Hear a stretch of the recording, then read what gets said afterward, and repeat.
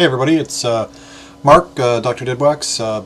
It's time to do another recent vinyl finds, and tonight, as often, we're sponsored by Creemore Springs Keller Beer.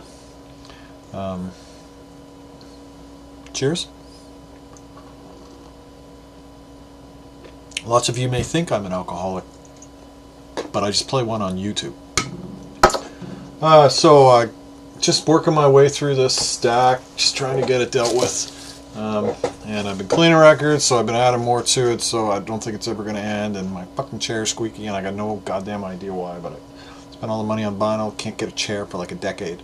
So first one is one I just showed on the Facebook group, Yellow Magic Orchestra Multiples. This is pretty good. It's not amazing. It's kind of like a synth pop, new wave, post-punk, I don't know what the fuck you want to call it. The kind of post-punky stuff is kind of weak.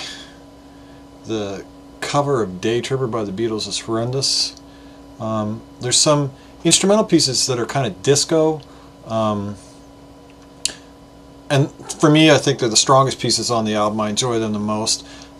There's a couple, the kind of post-punky stuff. I mean, there's a drummer in the band, but there's also like drum programming, and I was a huge fan of this kind of music when it was out. I was like when this record came out, I was 13.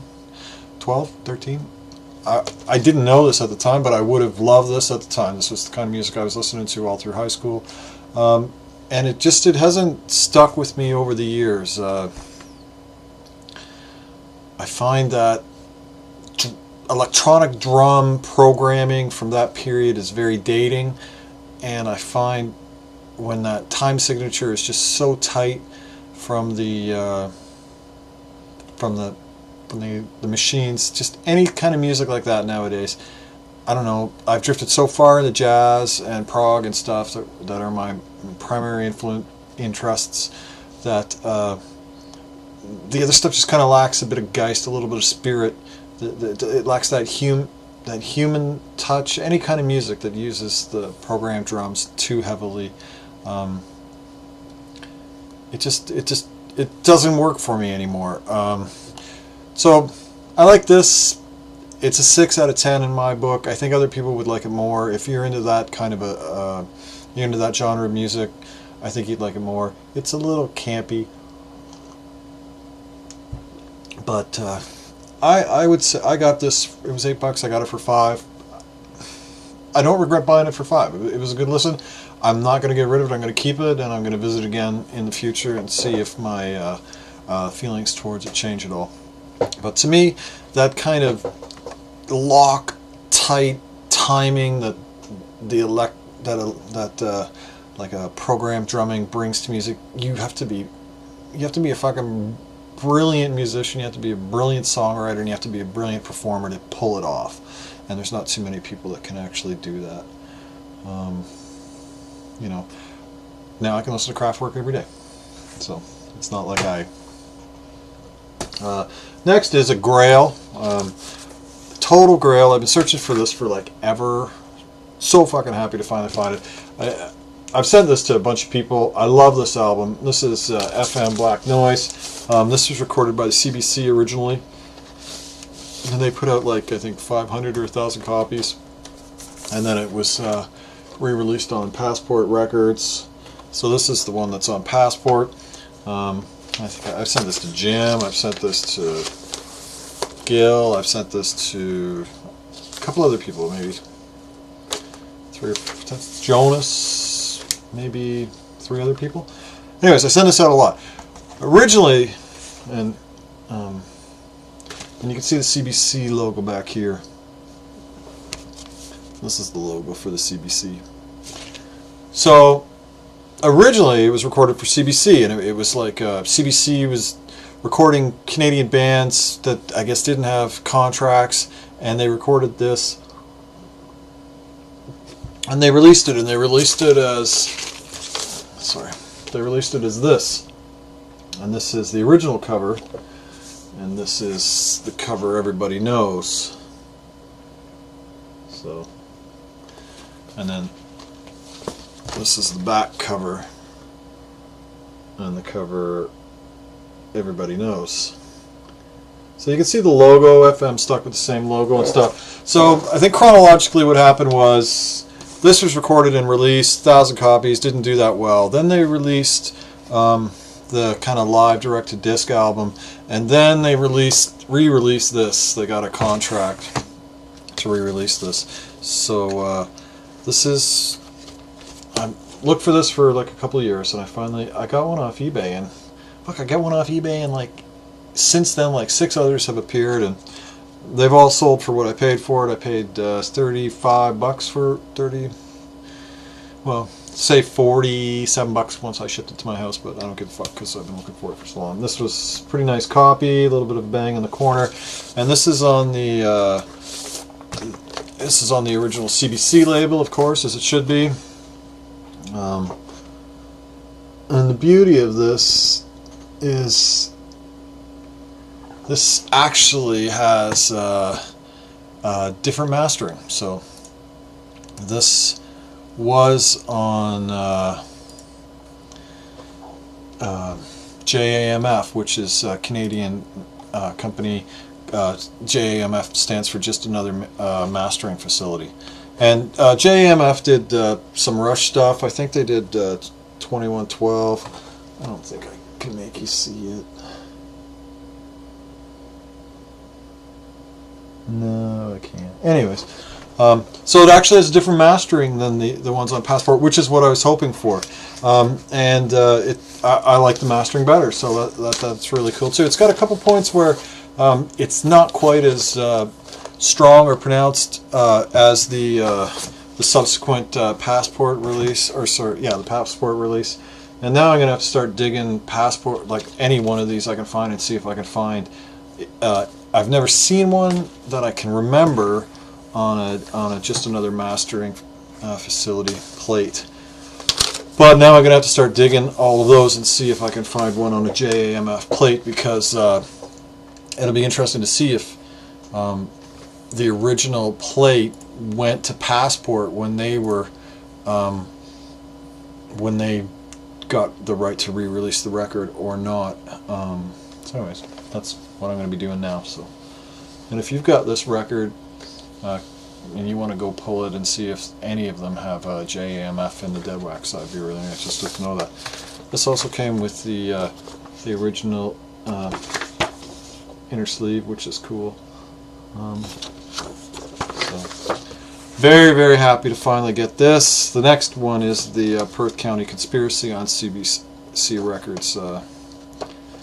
That is the one I need to find next on CBC Records. That's my next CBC Records grail. So again, I know I'm just going on and on about this, but happy fucking days here. So now I got one of each. I can stop the search on that and move on to the next thing. So next is Maneige Libre Service, self-service. This is French-Canadian proggy, fusiony, jazz kind of a blend. It's just fantastic. Great record, great band.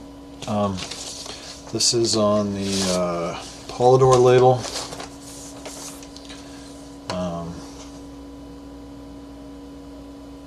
You can see it there. I can't remember who mastered this. I think it's Master Disc, yeah.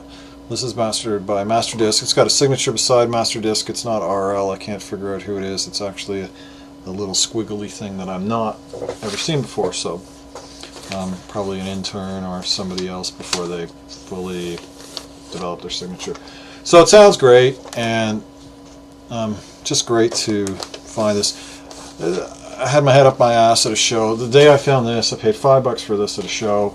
I was like really happy to find it. I found another one for like $1 or $2 like half an hour later, and I didn't buy it. I fucking left it there, and I don't know, because I could have traded it to somebody, or some days I just want to kick myself, and the rest of the days somebody else does. So that's that one. Next is a record I bought by mistake. I do this all the fucking time. This is Max Collie Gospel Train, and this is on Black Lion Records. There, I just did it again. I buy everything on Black Lion that I see because I think it's fucking Black Saint. I'm out there and I'm wandering around. I'm like a total jackass out there. Anyways, this was $2. This is a British pressing on Black Lion. It's got the fantastic label. I mean, there's good shit on Black Lion. Don't get me wrong, but it's not Black Saint. And I'm always like, oh, I gotta buy that. That's Black Lion. And it's like when I get home, I realize, no, it's Black Saint. I'm desperately trying to find everything on.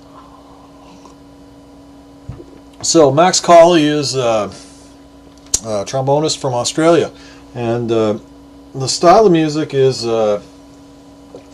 kind of ragtime swing music, and this is from like 77. So I mean, it's not period music from that time. It's from the 70s. It's actually excellent.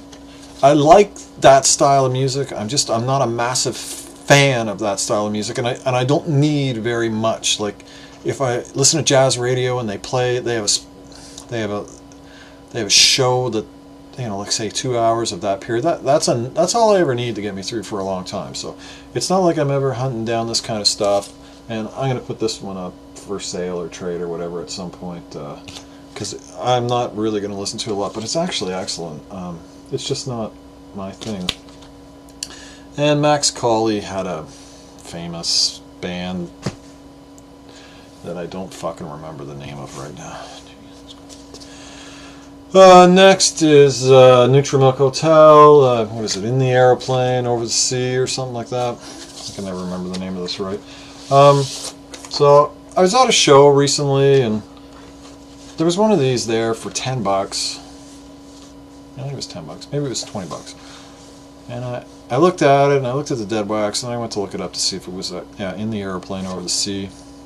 This comes with the original insert, and I'm on the internet looking it up, and I go back and somebody fucking buys it.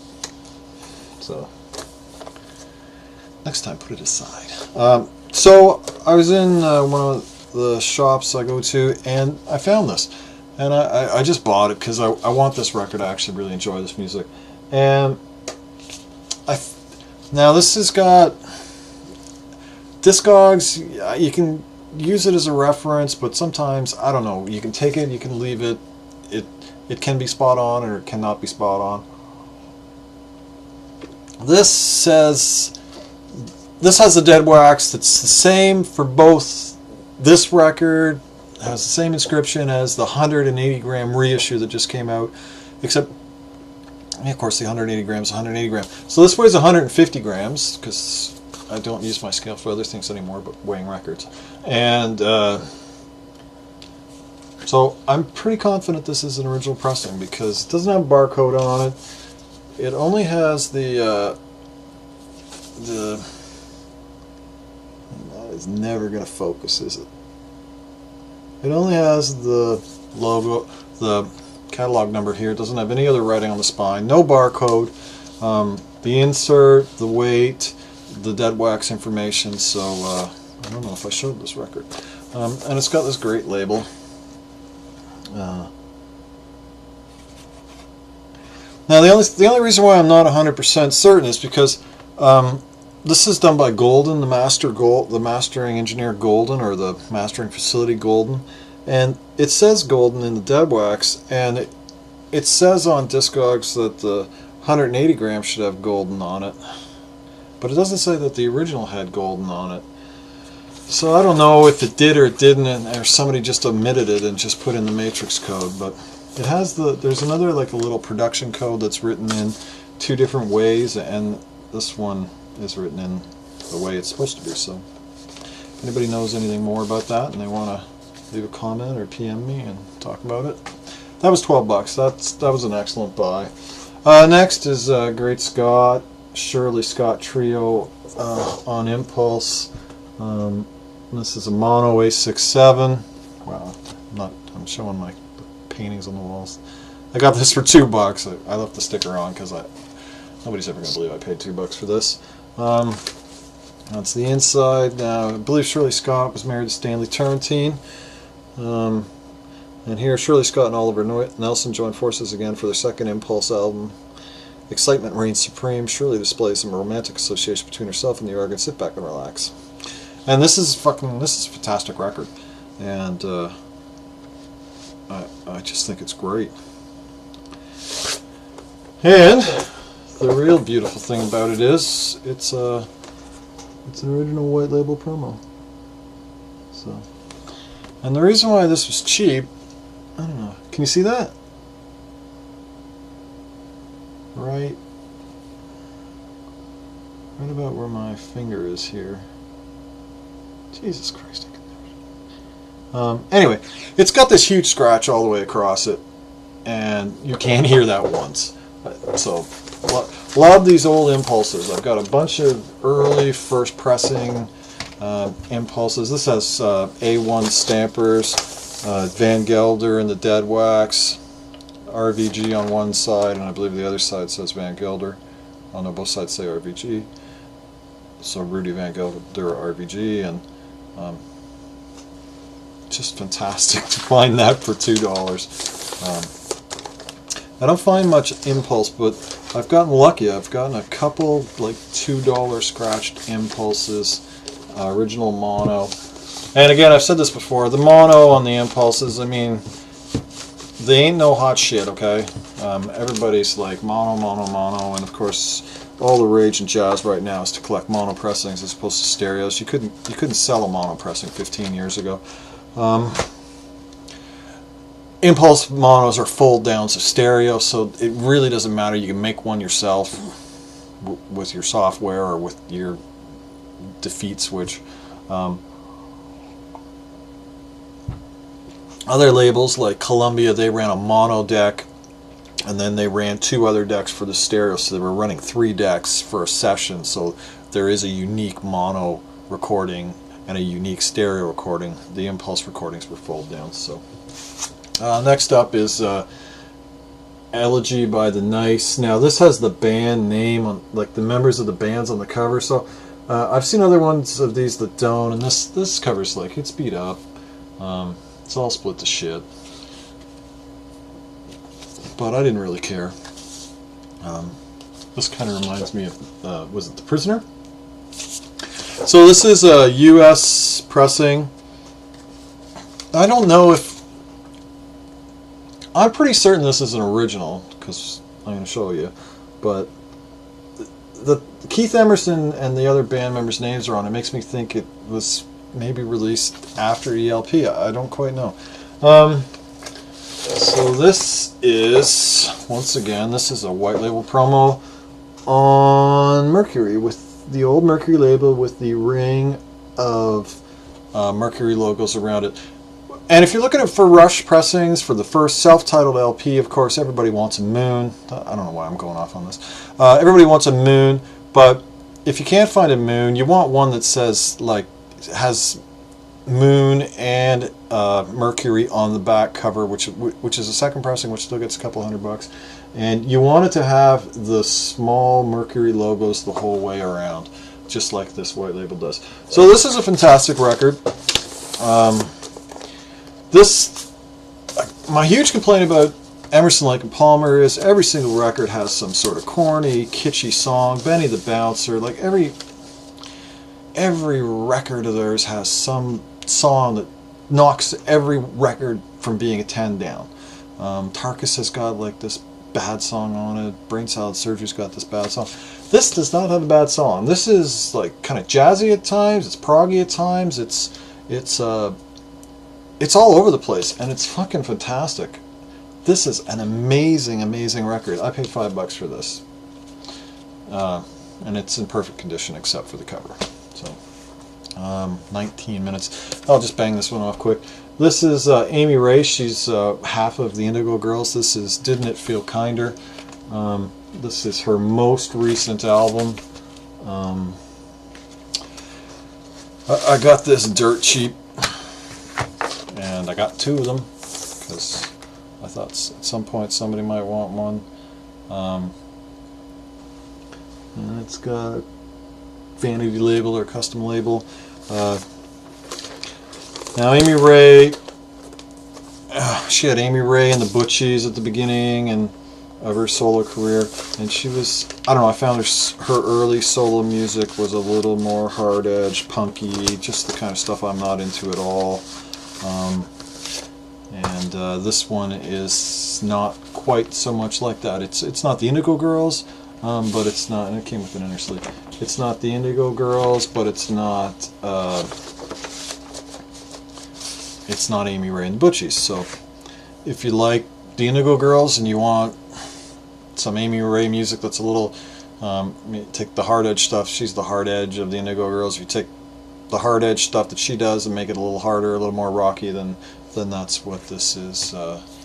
Didn't it feel kinder? And actually, I thought this was an excellent album, but then again, I'm a huge Indigo Girls fan. So 20 minutes 46 seconds, let's just call it a day there, and hopefully I got through more than one record.